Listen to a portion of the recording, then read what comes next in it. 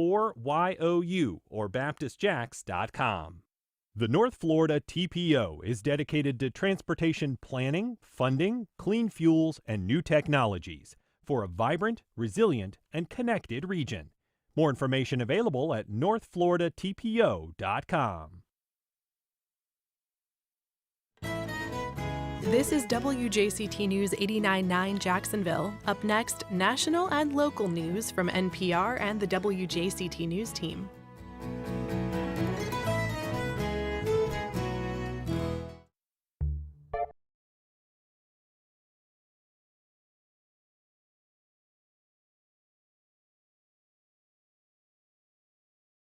Good morning, I'm Ann Schindler. On today's First Coast Connect, why do people migrate? We talk about the economic and environmental forces shaping global culture ahead of a local appearance by an international migration expert.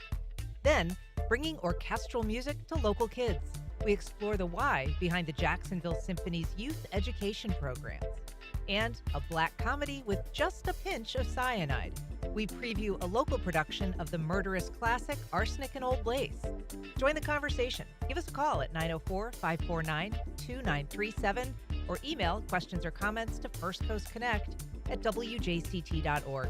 It's all ahead this hour after the day's news.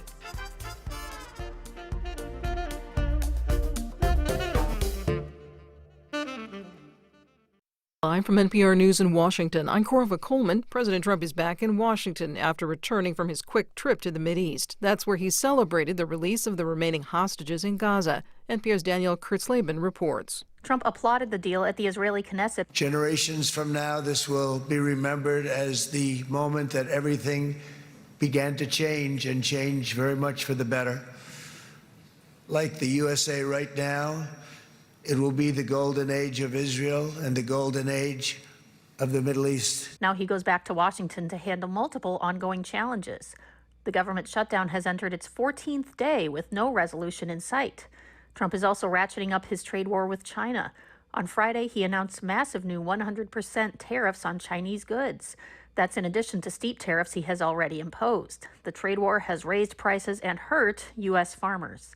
Danielle Kurtzleben, NPR News. As Hamas released hostages, Israel released around 1,700 Palestinians and returned them to Gaza. NPR's Anas Baba reports from Khan Yunis, Gaza. Families here are waving Palestinian flags, some wearing the traditional kufiya, mothers, wives, and also children holding flowers. The scene in front of me it's a mix of joy, and at the same time, it's a mix of survival for those who survived this war. The freed prisoners appear totally and extremely pale here, as they haven't seen the sunlight for years. Same as they are very weak to walk, actually. We can see the prisoners and also the families. They are just embracing each other with a big smiles and at the same time tears all over their cheeks. Anas Baba, NPR News. In the U.S., the Trump administration says it'll continue with its immigration enforcement in the Chicago area. National Guard troops have been temporarily blocked from being on the street. Chicago Catholic Cardinal Blaise Supich is describing the Trump administration's immigration actions as intended to terrorize. Our pastors are telling us that attendance at Mass, particularly in Latino communities, is down because people are afraid to come out. That's very sad. But they're also afraid to go to grocery stores, get medical help. Separately, Los Angeles County officials will decide today whether to declare a state of emergency. This would provide them with the power to offer assistance to county residents they say have been financially harmed by ongoing federal immigration raids. A heavy storm is pulling away into the Atlantic Ocean. The nor'easter poured heavy rain from the Carolinas up to New England over the holiday weekend. In the western United States, the remnants of a typhoon are striking the coast of Alaska. Alaskan officials say the devastation is heavy. At least one person has died. 2 more are missing. You're listening to NPR. Good morning. You're listening to WJCT News, 89.9 in Jacksonville. I'm Stephen Ponson. It's now 9:04.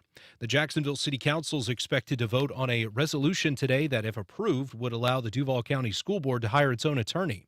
Currently, the city's Office of General Counsel handles legal matters for all city agencies, including the school board.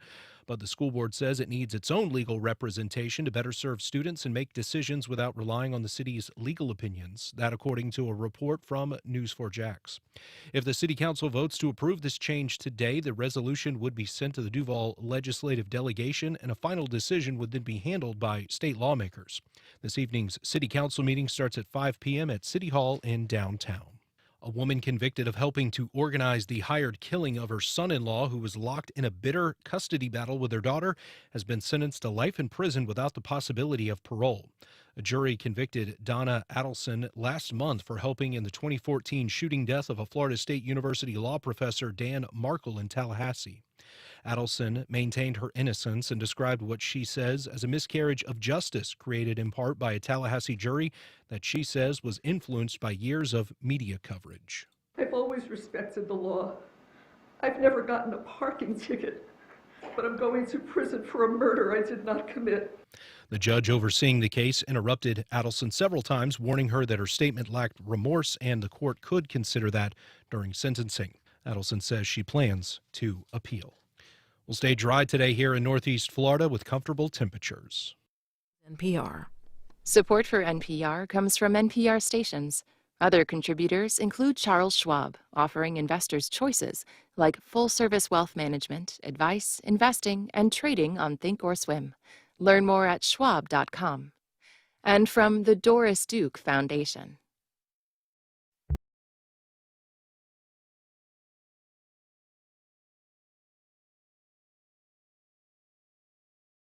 Support for First Coast Connect is provided in part by Baptist Health and North Florida TPO. Good morning. I'm Ann Schindler, and this is First Coast Connect. Today, an immigration researcher says one thing is too often missing from our conversations about global migration: facts. We talked to her ahead of her speech in Jacksonville today about what the data really show about the realities and motives of immigrants. Later in the program, the symphony offers Vivaldi for kids, and Orange Park Theater serves up arsenic to theater fans. But first, my guest is an immigration researcher and scholar who found herself called to begin conversations outside of academia. Dr. Filiz Garip is a professor of sociology and public affairs at Princeton University and author of On the Move, Changing Mechanisms of U.S. Mexico Migration. Welcome, Dr. Garip. Thanks for being here. Thank you for having me, Ann. So you are an immigrant yourself. I am. More than one time over. And you began your professional work, however, in the field of engineering. What was it that drew you to sociology and more specifically to issues of migration? It started actually as a random walk because I wasn't sure what I wanted to do with my life. And I came here to study engineering in graduate school. And I discovered that it wasn't really a fulfilling calling for me. So I had only studied it to have a professional career. But coming to the United States for higher education, I realized that there's so many more questions that I can ask.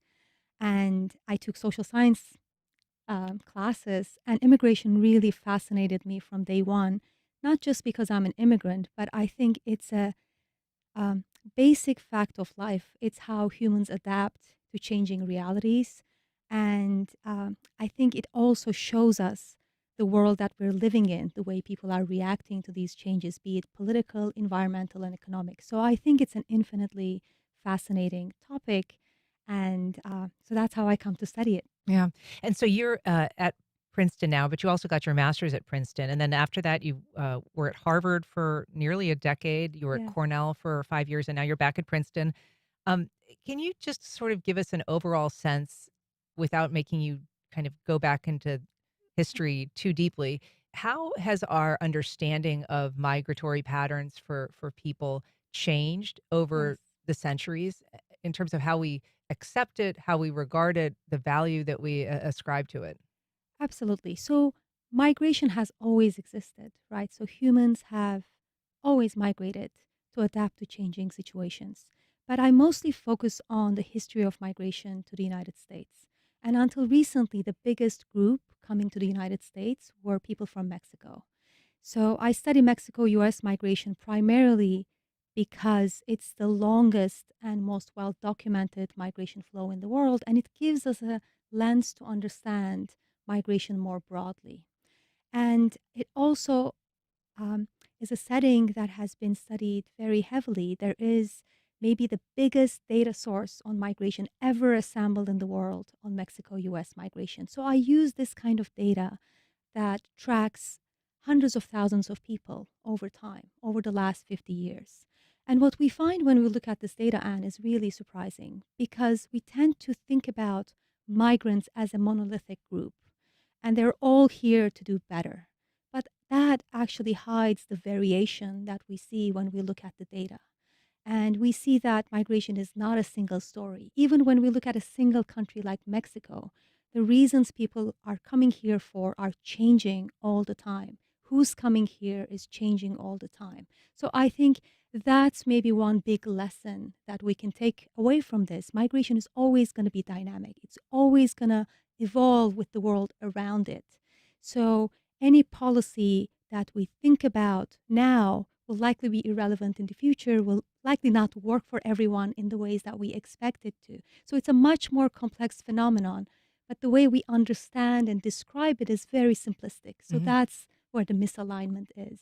In addition to examining data, you also have done thousands of, or hundreds at least, interviews with Absolutely. people who've been a part of a migratory pattern. What are some of the stories that we hear or tell ourselves about who migrants are, particularly Mexican migrants?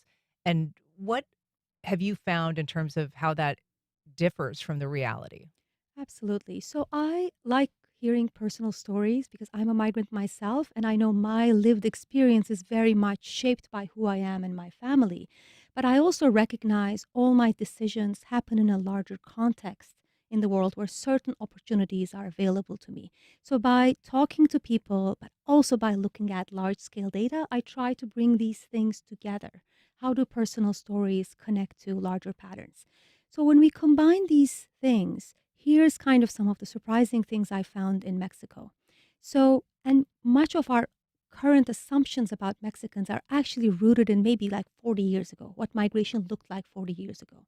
And at that time, in the 1970s, most migrants coming from Mexico were men. And they came here for seasonal agricultural labor.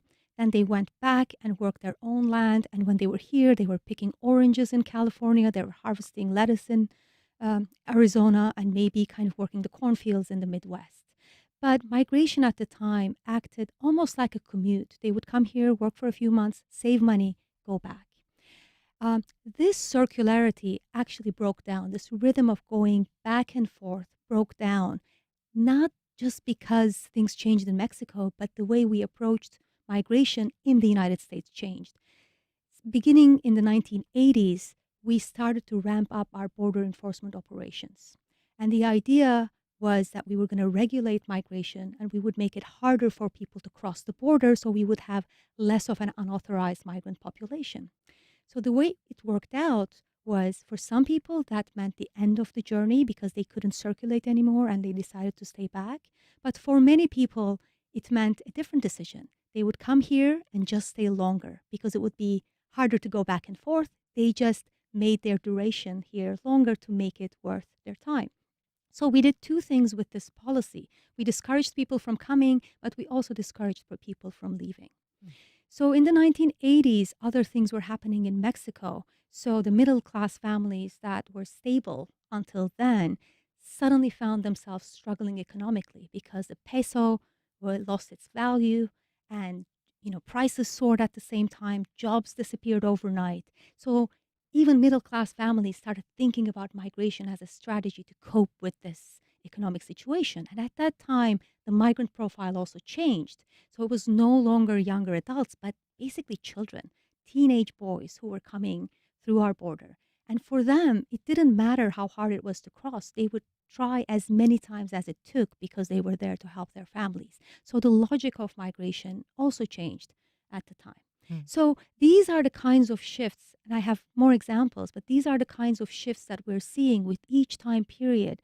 The group that's coming here is slightly different, but we're not really adapting to the changes in the driving forces behind migration. We're only thinking in terms of the border, which is only a tiny part of a more complex picture. So, when you began your research, you were working in and really focused on communicating with other people within the academic world, fellow researchers, your Absolutely. academic peers. And a lot of those conversations that happen in a scholarly environment are of a different kind. They have different goals and they're very insular in some ways. I mean, they're spreading knowledge among that community, but not necessarily communicating the findings to the outside world directly. So you made a decision at some point that you wanted to sort of breach that uh, Yeah. barrier or that, from one world into another and decided that you wanted to enter the world of people who are communicating directly with sort of the general public, whether you're writing op-eds or writing a book. Right. Why did you come to that decision? I was actually very comfortable, happy in my academic world. And I work with data, and I always thought the data should speak for itself. But I realized that that's not actually how it works. And people's understanding of migration is based on, things that are, coming from the past. They're not relevant anymore. And I also noticed this in my own family. So I'm from Turkey originally, and Turkey became um, a migrant receiving country after the Syrian crisis. And right now there's over 5 million migrants in Turkey. So I saw almost this change overnight in how people talked about migration and how much, you know, um, information was based on basically anecdotes or perceptions or people's things that people saw on social media. So I then realized, okay, I can't just stand by while all of this is happening. And as uncomfortable as it feels, especially at first, to become a kind of a more of a public speaker, I thought it was kind of part of the job that if I'm studying this important topic that people are talking about, and actually, for a lot of countries, immigration serves multiple purposes, but we're not really having these conversations. So that was a turning point. Also, until maybe 2015, 2016, immigration was not high up in our national conversation in the United States. And suddenly it became the topic. And that actually pulled me more into talking about these issues in the public. If you're just joining us, we are talking about migratory trends and patterns, and also the conversations that we should be having around migration. We're talking to Dr. Filiz Garip. If you'd like to join our conversation, you can give us a call at 904-549-2937. You can also email firstcoastconnect@wjct.org, or you can reach out on social media. Dr. Garip, in terms of that conversation changing, I mean, I think a lot of people attribute that to our current president, who really embraced the issue of migration and immigration as a platform to run on and to build support around. You, I believe, at that time, we're finding that the conversations that we're having about migration in the United States are very rarely rooted in data, and that the conversations that we're having are very often about sort of Yeah. misaligned with what's actually happening. Can you give some examples of what the sort of national conversation was then or has become and how it differs from what you have found? Um, yeah, that's a great question. So, to be fair, I think we should have been having the immigration conversation maybe all along. So, if we look at the US, the last comprehensive immigration reform in this country happened in 1986, 40 years ago. So, in a way, all our laws are based in an era, in a world that no longer exists from 40 years ago. So, all the measures that we had in the 1986 reform came up in a time where migration was very different. It was mostly men coming for seasonal work and mainly from Mexico. So now all of these patterns are very different now. And we have migrants doing all kinds of jobs in the United States, working in construction and healthcare. And these are not seasonal jobs, these are year round jobs. So we need a more stable workforce.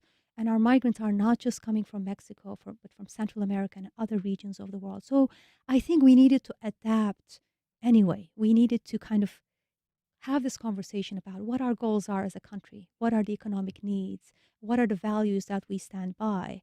And that wasn't happening. And I think the Trump administration or running for election Trump actually saw this opening, and you know that gave them an opportunity to frame the conversation in the way that they wanted to have.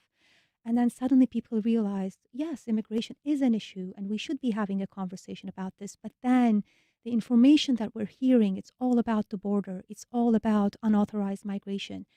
These are basically painting a tiny part of the complex picture that we're seeing. So I think we should be just standing back and looking at it much more holistically than just the border. Immigration is not just about the border, it's about the kind of future we're imagining for this country, the kind of needs that we have, not just now, but in the next 30, 40 years. You talk about the issue of migration, and that is different than the language which is often presented as the problem of migration. Is migration a problem? When does it become a problem? When does it become something that a nation, whether it's the United States or anywhere else, believes it needs to build policies that are deflective and keep people away? I mean, migration can be seen as a problem. It can also be seen as a solution. It just depends on what our goals are as a country, right? So, one of the things that I keep thinking about is what the demographic future of the world is going to look like in the next 30, 40 years. So, a lot of countries are aging and they're having fewer children. So that means that the working population in many countries is really shrinking. There are not enough people to fill the jobs. So the United States has really not faced this issue until now because we've always welcomed younger workers. But if immigration slows down, that means that that's no longer going to be the case. We're going to face the same issues that countries in countries like Italy, Spain, or Japan are facing. So in some regions of Italy, factories have to cut back production because they don't have enough workers. In Japan, small businesses are struggling, even when demand is strong, because there's simply no one to work. So we've basically avoided this fate. We've remained a dynamic, vibrant economy, in part because we've constantly replenished our workforce. So if we don't see this bigger picture, it's easy to look at the numbers now and think about, okay, so many people cross the border without kind of us detecting them. So there's this big unauthorized population, and that's a problem. And I understand where people are coming from when they see that. But we're missing this bigger picture of people come where jobs are. So people are coming because there's labor demand here. And that's how our economy has remained very strong compared to other advanced economies. So I think it, again, depends on what we're focusing on. If we're only focusing on the border and how many people are coming in and we want to reduce these numbers, that's one thing. But we're not really seeing what brings people here. And that's what my work is about. What is it actually that brings people here? Why do people migrate? And it's not, again, one story. So we need to see this full picture to understand how migration works and to manage it better.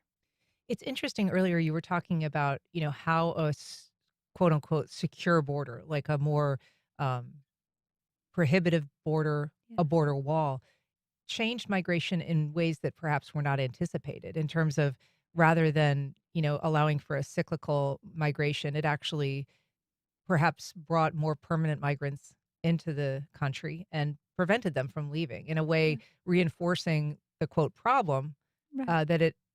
that it was trying to resolve.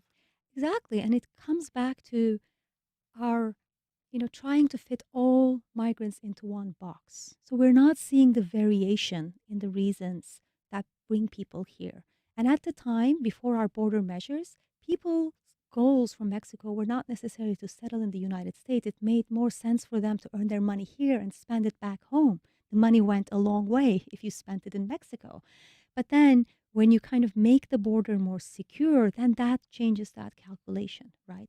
Again, it didn't work in the ways that we hoped it would. It also didn't work the same way for different groups of people. For some people, it created the desired effect of pushing them out, but for other people, it created the opposite impetus to stay longer, and for others, it was relevant because they would come no matter what, escaping a crisis situation back home. So I think this is the complexity we need to embrace when we're talking about immigration policy. I mean, I would guess if people are moving and because of a wall, unable to kind of come and go as they previously did, and they're living here on a more permanent basis, that would also create an incentive or an inclination to bring family members along that they're not able to go back and visit, perhaps, wives and Absolutely. children. Absolutely. It changes the entire logic of migration, and it also changes migrants' trajectory. So imagine you come here and your goal is to work for a few years, raise enough money, go back, buy land, and then, have your family there.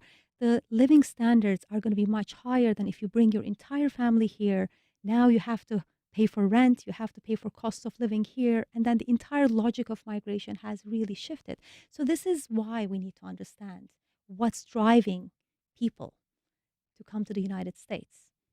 We're talking to Dr. Filiz Garip about immigration and immigration patterns. We have a question from Ed on Facebook. He says most people, or a comment, I guess, most people are fine with legal vetted immigrants and immigrants with work visas.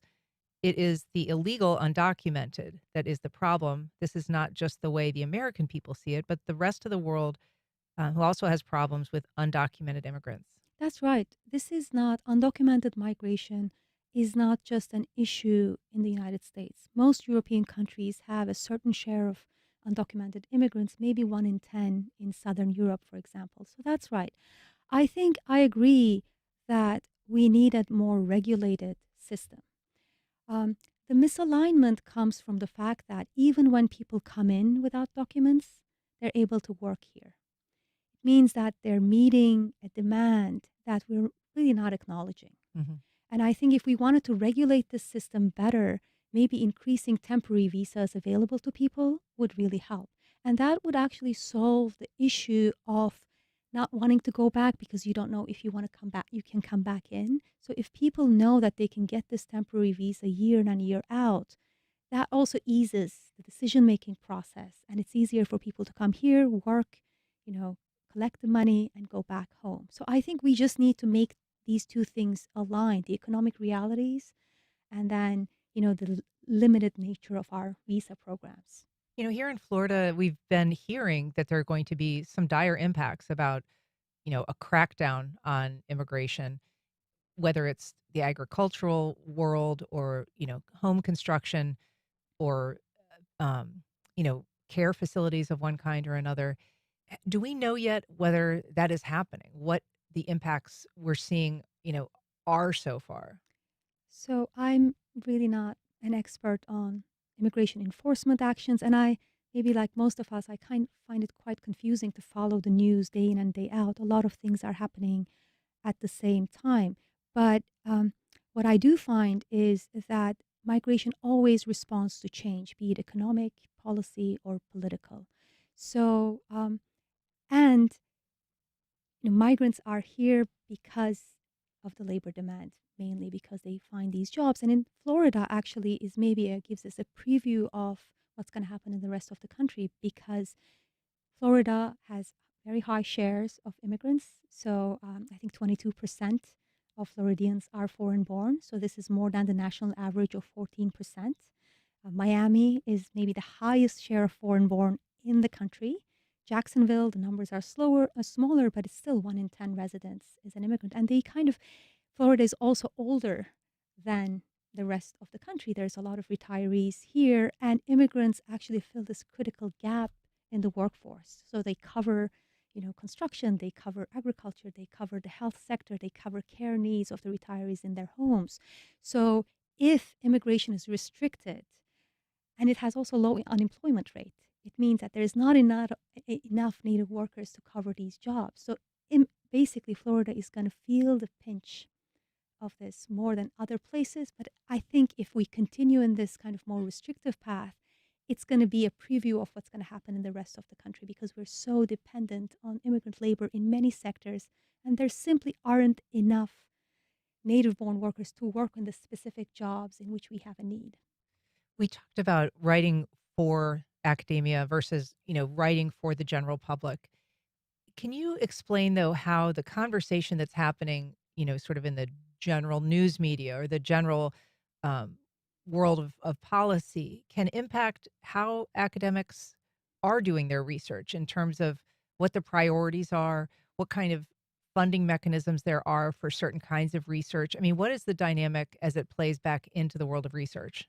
I think ideally there should be a very fruitful relationship between the two worlds, right? Because journalists are keeping the pulse of what's happening. Whereas as academics, we're kind of trying to look at the bigger picture, the historical picture, and trying to see this moment in terms of like that wider perspective. But I think lately the conversation has been so short term and so razor focused on just the border. But migration is not just about the border. Our enforcement actions do certain things, but they do not remove the underlying causes of migration. So I think I would just like to open up this conversation and help us see where we are from this bigger historical perspective, and just help us see that the conversations we're having is actually really a tiny portion of the picture. So our world, I mean, academia is also impacted by what's happening. So I mentioned that one of the things I try to do is focus on the facts, right? Focus on the evidence, not make assumptions, and for that I need data. And the data set that I'm using, for example, is maybe the largest migration data ever assembled in the world by Mexican Migration Project. So this project has followed thousands, hundreds of thousands of people over the last 50 years. And the data has been supported mostly by public funding from National Science Foundation, National Institutes of Health. And the group had just received another 5 years of funding to continue the research and extend the research to Central American countries, which are the main senders of migrants to the United States today. But those efforts are now being threatened by funding cuts. And I do worry about our ability to assess the situation if we don't have these data sources going forward. In terms of, speaking as a scholar, very often people in that world are somewhat reluctant to engage on, in these kind of more political arenas, in part because the complexity of these issues is perhaps greater than, a lot of mediums allow for in terms of, the conversation that should be happening, the layers and the complexity. How do you communicate with the general public differently than perhaps you communicate in the world of academia? I actually find that exercise really helpful for myself because sometimes in academia, we also get blindsided or we also get too focused on the details and we miss the bigger picture. I think it's a very healthy exercise to pull out from your world and try to see what's relevant for people to know. Maybe they shouldn't know everything about my research, but one thing that I find is important to say is that there's so much variation in migration that we're not acknowledging. Different people are coming for different reasons, and these groups are changing all the time. So migration is really dynamic. So whatever we think today will not be relevant in the future, and we need a system to do that. So I think I try to find these messages that are grounded in data. And all of this is not my opinion, it's based on the data. It's based on what the data tell us. And when my principle is that my task is to bring data to these conversations, I think it's an easier transition for me because I don't think in partisan ways. I don't think about ideology. As a scientist, as a person, that might be a different thing. But as a scientist, my goal is to basically tell everyone what we know from data. And I think that makes it easier for me, maybe not to be pulled into the complexity of the issues or how people might feel about them. I've got some comments that I'd like to get to. Linnell on Facebook saying, we end up with a system where people with money get access and get visas, and those fleeing cartels, climate collapse, and other issues are shut out.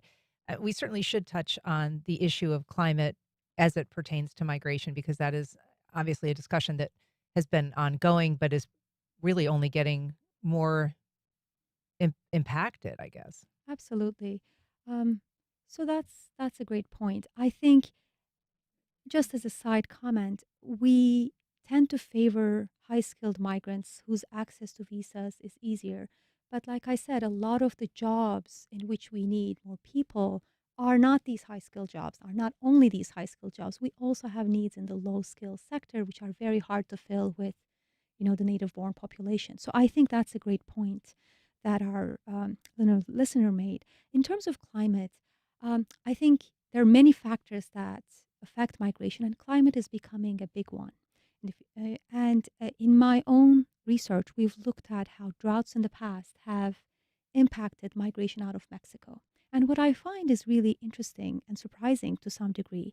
So these droughts or extreme weather situations do not really increase migration to a great extent. So there's not a lot more departures. The impact is small, in part because migration is already happening. But once migrants are here, if these extreme events continue back in their communities, they are less likely to return. So they're delaying their return if these things are happening. This means that these climate events might be trapping people in other places, and that has implications for our policy. So I'm really grateful for our listener to bring up this point. John on Facebook writes, the professor noted we need to increase the number of visas based on the demand for jobs, which doesn't take into account the fact that employers will always have a need for lower paid workers with less and less worker protections. Well, that's right. That's right. I mean, there are different ways of trying to prevent undocumented migration. One way would be to secure the border. The other way would be increase sanctions on employers.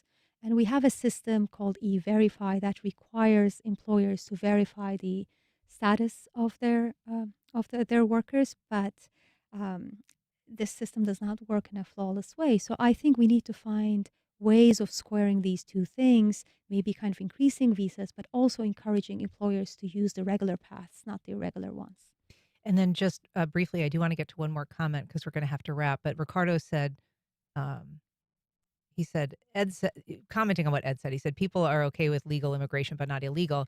Ricardo says, the fact is, if they're getting hired and working, it means people who employ them are okay with the status quo. The rhetoric is different than the reality. I think that's right. The economic realities do not always align with the way we talk about. And then I think when we talk about undocumented immigrants, we make it about them. We make it about the fact that these people cross the border illegally. They're here because, they have opportunities here and all that. But it's also we're not thinking about us and how our needs are driving the people here. So I think we need to bring these two things together more. Well, it is a fascinating topic. Dr. Garip will be speaking today at the River Club at noon. It is the Global Business Luncheon. It is brought by the World Affairs Council. Dr. Filiz Garip, thank you so much for coming on today. It was a pleasure meeting you. Thank you for having me. I loved having this conversation. All right. Up next, boosting the brain power of kids with classical music.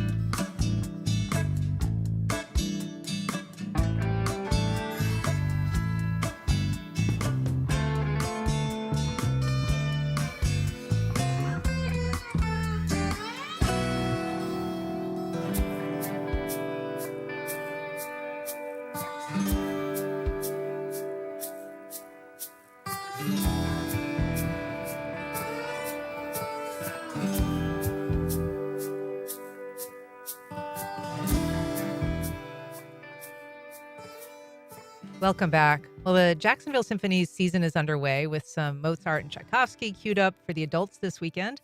But the organization is also refreshing its youth education and outreach programs. Here to tell us about the upcoming Children's Music Festival is Steve Libman, the Symphony's president and CEO. Welcome. Thank you. Glad to be here. Glad to have you back, Stephen. And Dr. Marianne Rice, vice president of music education and community impact. Good morning, Dr. Rice. Good morning. Thank you. So you oversee youth education and outreach for the Symphony, Dr. Rice. What do we know about how classical music impacts and can impact a child's brain development?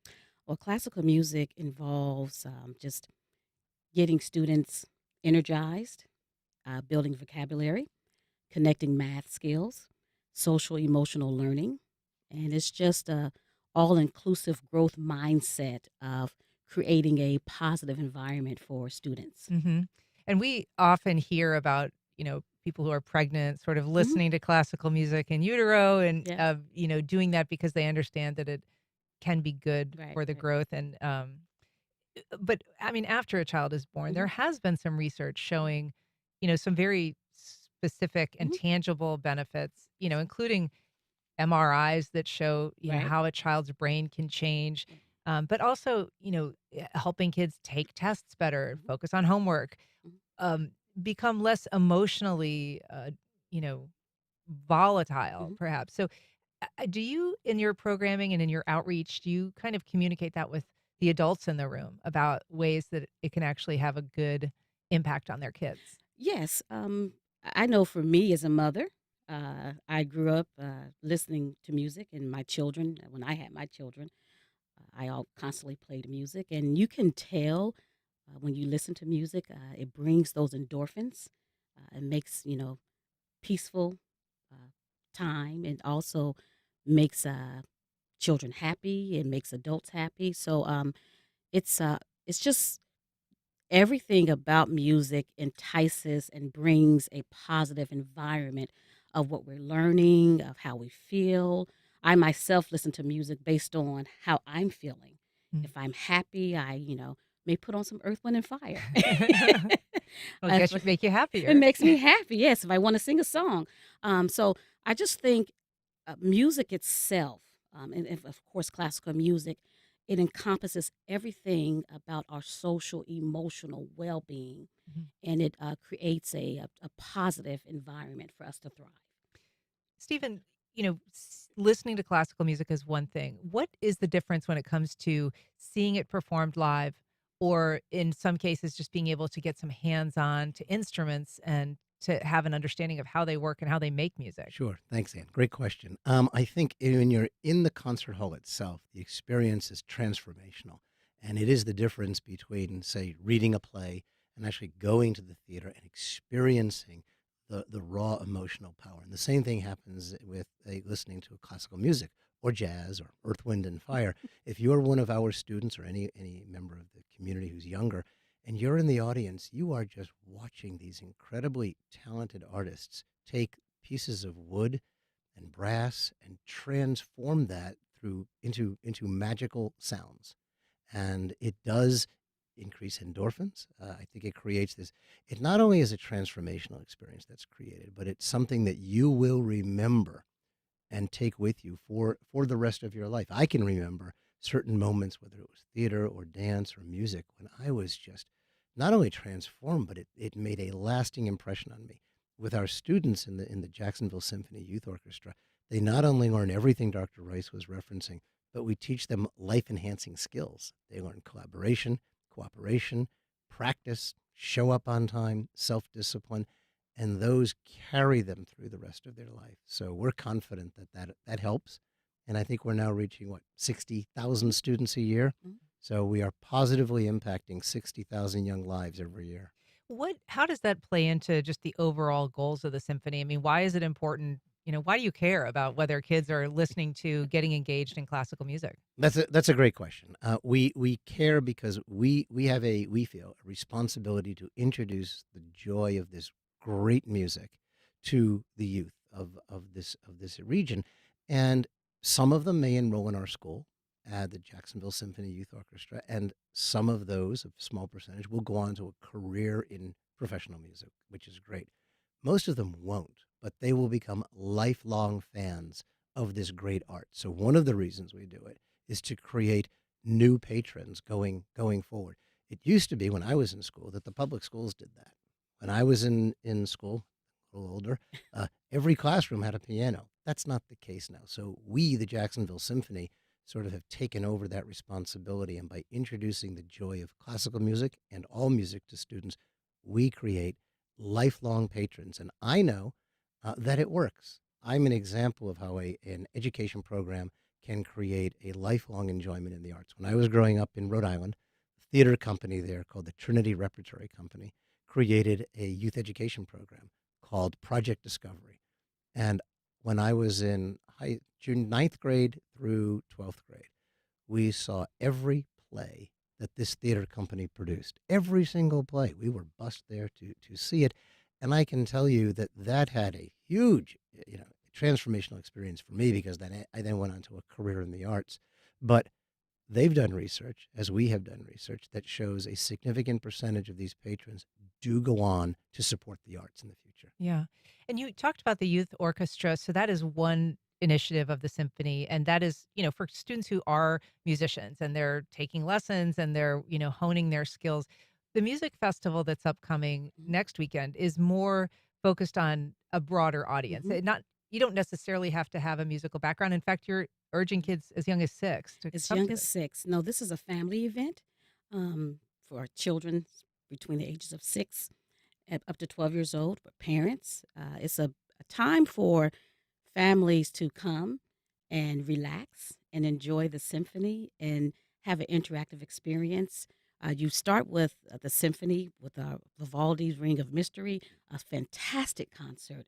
And then once the concert is over, students have this opportunity to interact, conduct a small ensemble, our professional musicians. We have arts and crafts, we have rainmaking, we have mask making, we have students have the opportunity to play recorders, to do free play. They can play on our string instruments. So it's a interactive event for everyone. And we also have tickets, free tickets for military families.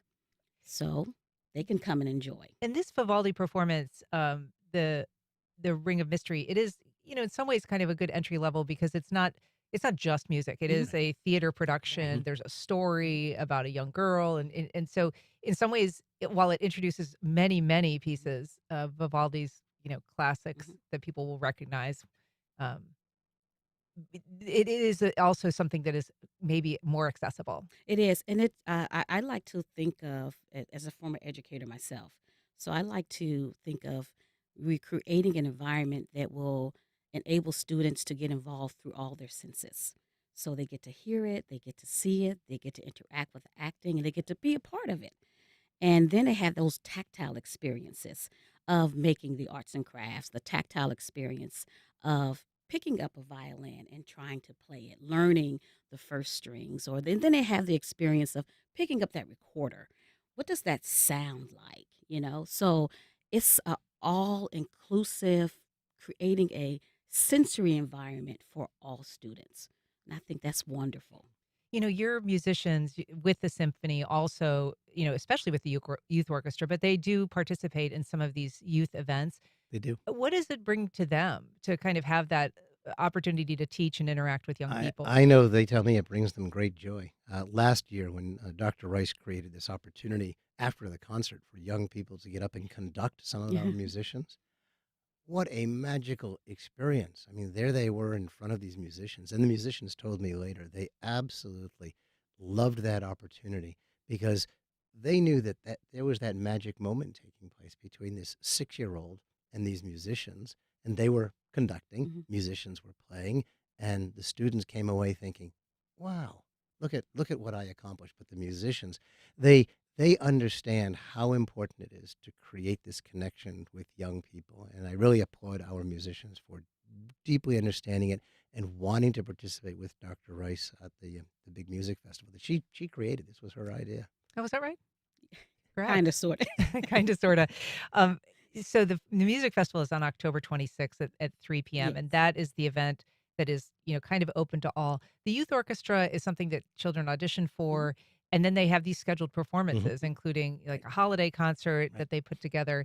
And, they then are visible to the community, certainly to their parents. But how does that impact young audiences? Is that something that they also enjoy seeing, just younger people doing this kind of performance? I think so. I think so as well, yeah. They bring their families there. And for the Jacksonville Symphony Youth Orchestra, the audience is primarily their families. But the pride that these family members have for their children on stage and the sense of confidence that these students have, because when they begin their journey, they may not be that confident, but by the time it comes to performance, and we take the performance very, very seriously, they follow the same rules on stage that our musicians follow, and they are disciplined. And just to watch these young students, whether they're 6-year-olds or teenagers, they go through that process, and it's again, their families love it, they cheer them on, and the students love it. This event that's coming up is affordable. It's $10 for adults, And for many people, and $7 for kids. But you also have some, sponsorship and scholarships available for people who might not be able to afford general symphony performances? Right. It's sponsored. Our title sponsor is Mayo, and then we also have additional sponsoring by AT&T, and we are offering 4 free tickets, up to 4 free tickets for military families to attend, as well as free parking for our military families. So this is also a way for us to connect to the greater community. Yeah. Well, it's great work that you guys are doing. Thank you for coming on today to tell Thank us you about so it. much. Stephen Libman, Dr. Marianne Rice. Up next, a black comedy with just a pinch of cyanide. We preview a local production of the murderous classic, Arsenic and Old Lace.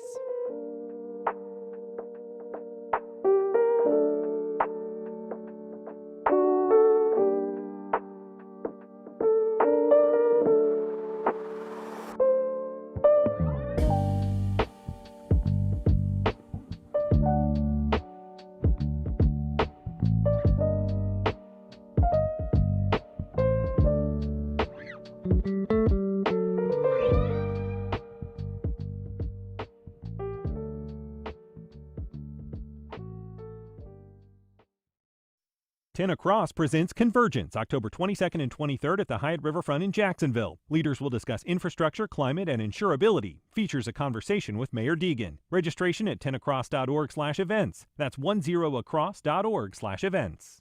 Jacksonville Business Journal's Morning Edition, delivering business news daily straight to the inboxes of the city's decision makers, executives, entrepreneurs, investors, and industry leaders. Information and subscriptions available at bizjournals.com/Jacksonville. Vivi Warren is a woman ahead of her time. Her mother, however, is a product of the old order. Exploiting it has earned Mrs. Warren a fortune, but at what cost? Real-life mother duo Imelda Staunton and Bessie Carter star in George Bernard Shaw's classic Mrs. Warren's Profession. Filmed live at the West End, this new production explores the clash between morality and independence, traditions, and progress. Wednesday, November 5th. Popcorn and cash bar available. Doors open at 6:30 p.m. Film starts at 7. Go to WJCT.org/film for tickets. From laptops to learning apps, schools spend billions of dollars each year on education technology. But does it improve student learning? What does the use of these phones look like in classroom? What does wireless technology mean in school contexts? That research was conducted a decade and a half ago, and we are essentially having the exact same conversation.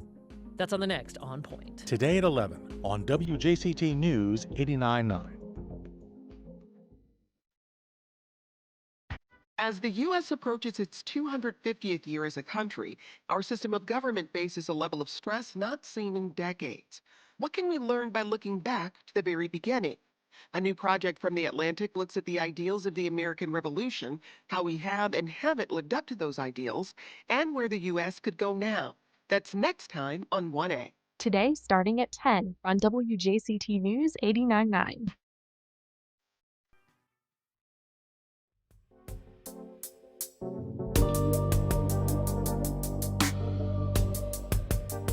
Welcome back. Bodies buried in the basement and aunties dispensing fatal doses of arsenic. Somehow the bleak themes become black comedy in the classic Arsenic and Old Lace. Here to tell us more about the local staging is Sarah Green with Orange Park Community Theater, who also plays one of the murderous aunts. Welcome, Yes. Sarah. Thank you very much. Nice to be here. We're also joined by Cameron Lamoureux, who plays the love interest of the aunt's nephew. Cameron, thanks for being here. Yes, thank you for having me. So, Cameron, we were just talking before we came on the air here. This is your first production with OP is. Community Theater. Yes. But you have a long history in theater. I mean, doing it in school, and then you recently graduated with a degree. So, how does it feel to be doing some community theater? Oh my gosh, it's wonderful. I started acting in middle school, fell in love with it, decided to do it in high school. Very small program up at the high school. And then I went to college at FSU to graduate with a degree in acting. And then I came back here and I wanted to get involved with the community. And so my director from high school got the call to direct here at Orange Park Community Theater. And he told me to come out and audition. I was really nervous because I've never done community theater before. And it's so wonderful. It's such a family feeling. Everyone is so kind. Yeah, and this is a crazy production. I mean, it's sort of well-timed to the Halloween season. Very much. And it sounds like, how would you make comedy of this? I mean, we're literally talking about, a pair of elderly aunts killing drifters, burying their bodies in the basement. You've got, kind of these themes of, mental illness and obviously, then there's another set of murders that are happening kind of off screen, but it is really more like a kind of a screwball comedy. It is. It's hilarious. It's dark comedy, but it's lighthearted too, and some of the comedy is older because it is an older play, and so some of the lines that I even have, I'm like, what does this mean? Like, but it's wonderful. Yeah, it's definitely a perfect time to do this with Halloween coming around the corner.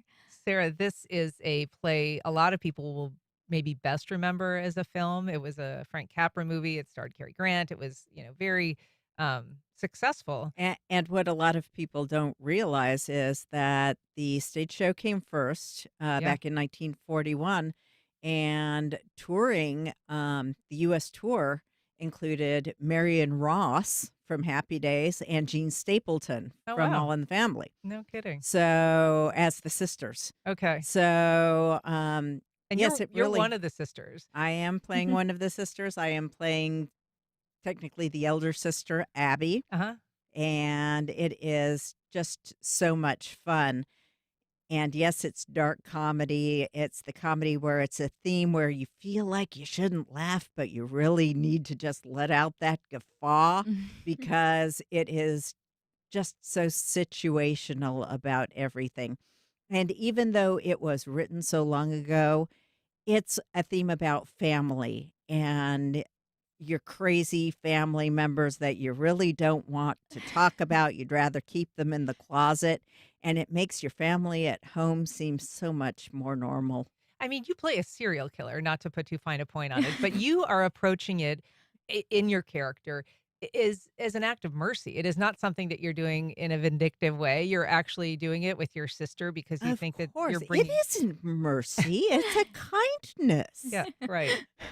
And so it is a kind of playing to a different interpretation of what it means to be taking someone's life. But it is, you're mixing this wine with these poisons and then having one of your nephews bury these bodies in the basement. That is correct. Yeah. The character that you play, Cameron, is a little bit more of kind of like the straight man, right? Yes. Because you're not involved in these crimes. And in fact, you're involved with one of their less eccentric nephews, who is funnily, I mean, he's like a drama critic that hates the theater, but he is also very much in love and concerned about getting married, given what he sees as sort of this strange set of genetic predispositions of his family members. Yes. So you're kind of playing like a character that you're very central, but you're also not part of the slapstick necessarily. Right. No, Elaine, bless her heart, she's so delusional. She just is so in love with Mortimer and just really, really sees the best in Abby and Martha, and she just does not possibly think that they are capable of any harm in this world. So this show has been running now. It's got a few more performances this weekend, so people can go on Friday and through the weekend. But what other shows have you got queued up for people later in the season? So for the rest of our season, we open in February with the beautiful musical called She Loves Me. Lots of music, dancing. It's a romantic comedy. And then we have as our next show, Harvey, the Invisible Rabbit. Oh, yeah. And we are ending our season with Young Frankenstein. So we have a lot of classics coming up Gamut for the rest of the year. You can find more information at opct.info. Sarah Green, Cameron Lamoureux, thank you so much for being here. Yes, Thank you so much. All right, and thank you for listening. That's our program. If you have comments or suggestions, you can send either to First Coast Connect at WJCT.org. Join us tomorrow when we talk about the real-life hazards of Halloween in our monthly house call with Dr. Joe Servin. I'm Ann Schindler. You've been listening to First Coast Connect on WJCT News 89.9.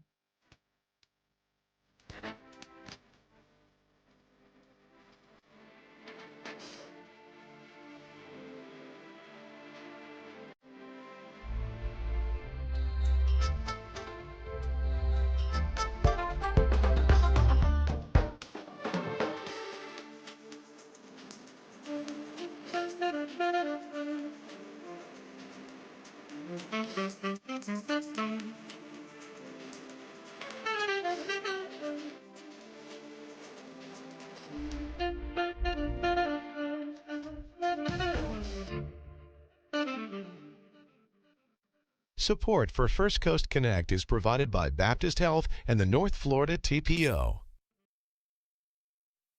The North Florida TPO is committed to shaping our transportation future. We're focused on planning, funding, clean fuels, and new technologies for a vibrant, connected community. Learn more at northfloridatpo.com. Baptist Health is a proud supporter of First Coast Connect. Baptist Health, committed to building a healthier community for all of us. More info at 202-4YOU or baptistjacks.com. The Jacksonville Symphony presents Bewitched Broadway, October 24th and 25th. Guest artists bring Broadway magic to life with signature hits from Wicked, Phantom of the Opera, Little Shop of Horrors, and more. Tickets at jacksymphony.org.